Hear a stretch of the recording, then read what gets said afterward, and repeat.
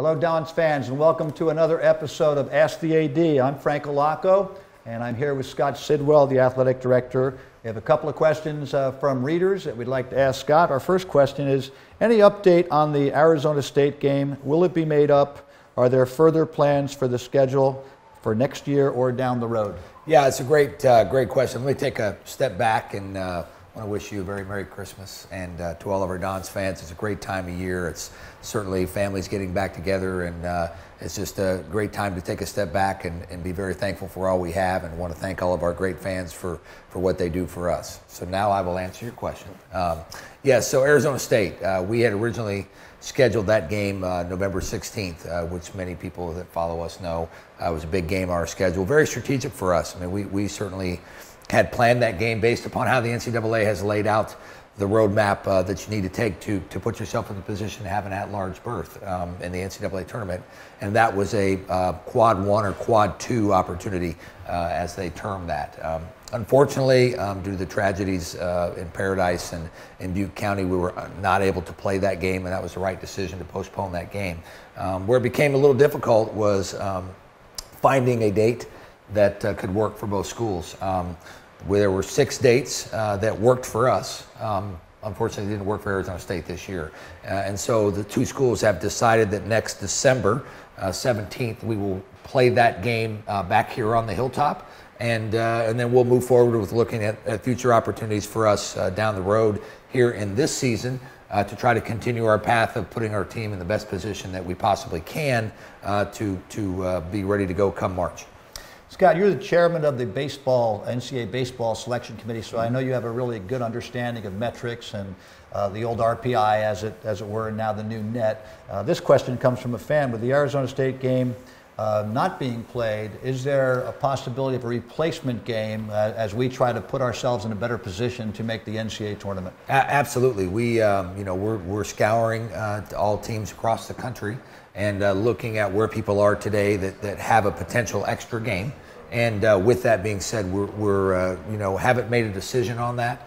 It has to be good for us with where we're at right now. We're currently at 9-1, and we have a net ranking of 21 in the country. So that would qualify as a quad 1 for someone who we would play. We certainly don't want to put ourselves in a position of having to go play a quad 3 or quad 4 just to get another game. That doesn't necessarily help you at this point. Right. So if it's beneficial to where we are and where we believe we're headed, then for us, we'll schedule that and play that. Because our job, and my job in particular, is to work with Kyle, work with the staff, and say, look, what's the best position that we can put you in? Now, when we go out there and throw the ball up, nobody knows what's going to happen. Right now, 9 out of 10 times it's been in our favor. And so we're going to try to do that and put our team in the best position. Scott, it's been an exciting year, obviously, and guys like Frankie Ferrari have really captivated the national media. We did a popcorn giveaway last night during the Cal game. He went out of bounds and put his hand in a fan's popcorn and ate some, and we decided to do a promotion. It was very well received. But there's a lot of excitement with the local players in particular, and a fan asked about the play of Jordan Rottino and Frankie Ferrari. And is there an emphasis on recruiting more local kids? It's certainly a part of the strategy that Kyle has employed for our men's basketball program, is to make sure that we get the best local kids here and keep them here in town. It has so many ancillary benefits of their families can come, they're here beyond their playing careers, whether that be pro or not, the opportunity to stay in town and be here and make this their home, and this is where they're from. So that right there, number one, I think is important. And then you put the pieces around that. We've had a lot of success here in our history with players who are local players. The greatest player that ever played here, Bill Russell, came right across the bay, from Oakland, and many others came here too. So with that being said, it is a foundation of what we're trying to do and what Kyle's doing in his recruiting strategy.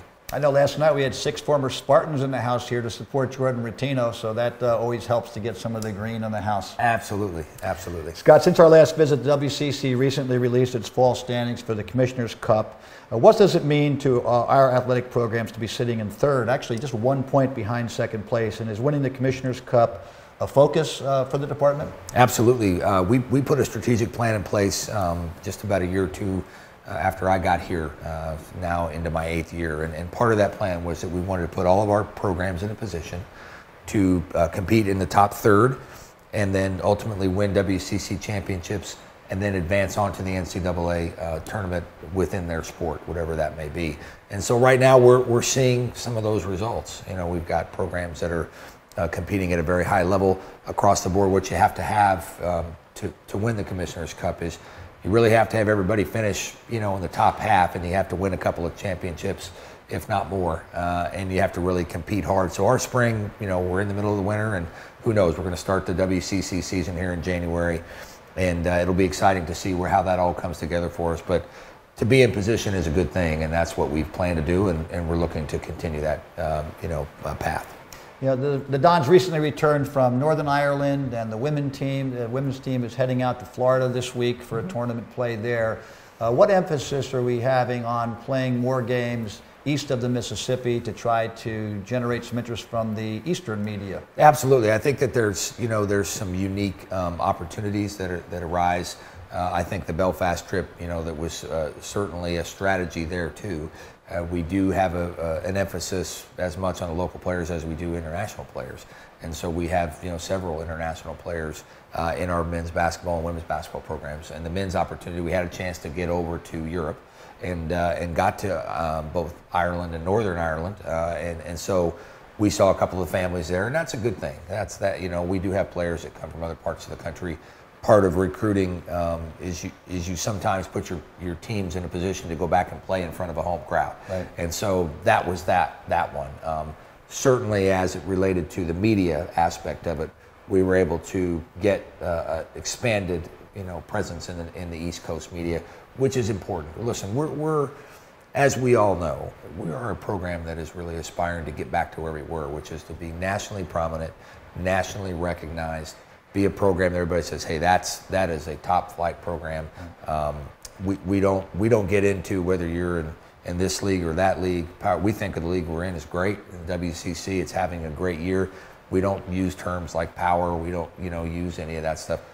We believe that our programs merit the recognition that they should be receiving nationally. To be able to do that, sometimes you have to put yourself on that stage east of the Mississippi, and so we'll see how that continues to play out for us. It's interesting. Yesterday I was talking to a fan. We were looking through the gym yesterday. I was showing them some of the renovations that are going to occur, all the exciting things that will happen in the next year. We were looking at the retired jerseys, the banners up top, and we made the comment that I don't know that any school has 5 players. That's probably got to be the greatest retired starting 5 of all time when you look at those names on the board. And with that being said, well, the Hall of Fame dinner, we inducted our next class coming in, and the event is going to be conducted in the Sobrato Center, War Memorial Gym at the Sobrato Center. What was the rationale moving it to that location into the gym? We just feel like the quality of the Hall of Fame event has gotten to the point where we really need to put it in a venue that we can expand. We want to create all that history. We want to recreate the feeling of when you see those banners and you see all those championships. That's what a Hall of Fame is about. And then on top of that, look, we're transitioning this great old building, War Memorial Gym, into the Sobrato Center, and War Memorial will always be a part of our history, and we'll refer to that. The use of it is really going back to what it was intended to be. After the 2 back-to-back national championships in the mid-50s, this building, venerable old building, was built so that the university had a place to host its events. Right. There were graduations. We've had, Bobby Kennedy spoke here. We've had the Dalai Lama, Steve Kerr, Magic Johnson, the Silk Speaker Series. Oh, and by the way, we played a ton of great basketball here and volleyball and many other things, our club sport championships, all that. So this is going to return to be the hub of our campus. It comes at a time where we're seeing a lot of resurgence in our teams. And so those things are all coming together for us at a real good time. I think it's a pretty exciting time to be here. And I hope you fans are as excited as we are at the Hilltop. Please keep the questions coming in via Facebook and Twitter. Hope to see you at the women's basketball game tomorrow as we play Davis at 3 o'clock. Sunday, we play Cal State Fullerton at 1 o'clock. Next week, we are celebrating War Memorial's 60th birthday party at our men's basketball game. So thanks again. Wishing you all a Merry Christmas from the Hilltop. Go Dons.